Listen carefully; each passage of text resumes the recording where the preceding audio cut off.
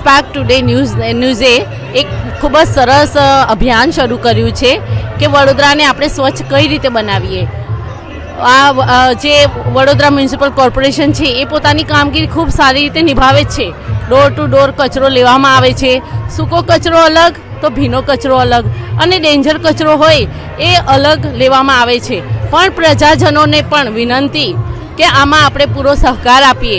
જે મેઇન તો ડેન્જર કચરો છે એને કોથળીમાં બાંધીને એના પર લાલ પેનથી ચોકડીનું નિશાન મૂકીને પછી જ કચરાને આપણે કચરા પેટીમાં નાખીએ. કારણ જે સફાઈ સેવકો છે જે કચરો છૂટો કરે છે એ વખતે એ લોકોને ડેન્જર કચરો હાથમાં લાગી જતો હોય તો આપણે એક માનવતાની દ્રષ્ટિએ પણ આમાં આપણે પોતાનો પૂરો સહકાર આપીએ.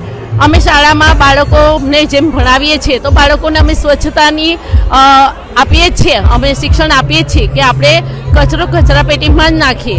અને પ્રજાજનોને પણ એ જ વિનંતી કે દરેક આ સ્વચ્છતામાં પોતાનો સહયોગ આપે અને આપણું વડોદરા સ્વચ્છ અને સુંદર બનાવીએ. અસ્તુ. Thank you. ગીતાબેન ખેમચંદાની.